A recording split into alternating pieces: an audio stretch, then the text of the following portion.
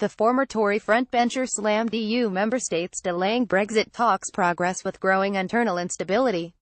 Speaking to the BBC Daily Politics, Mr. Duncan Smith said it's all very well to say the UK government's position is not clear. Actually, amongst many of the European nations, there is quite a lot of instability. The problem isn't just the UK government.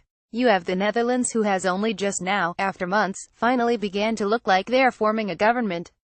You got Spain in total chaos, the Italian banks are in real trouble, and the Italian government looks like it's teetering. And Germans also haven't yet formed their government. Getty BBC Mr. Duncan Smith said EU member states were at fault with the Brexit talks delay. I'm not surprised that at this particular point they are not ready to progress to the next phase. The Chingford and Woodford Green MP said Brussels should rein in member states in order to strike a mutually beneficial deal with Brexit Britain. He added, I think once they are ready, it's in everybody's interest to make good progress once that happens.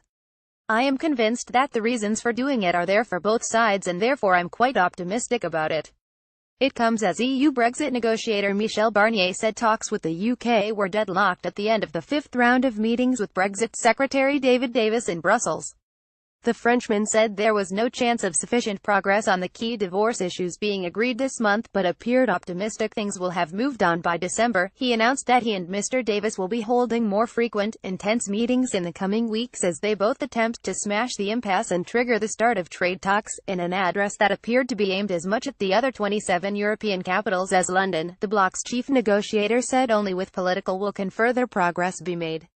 Brussels diplomats have insisted it is unlikely EU leaders will choose to tweak their negotiators' mandate at this month's Council summit, but Mr. Davis' remarks will only add momentum to growing calls to do so.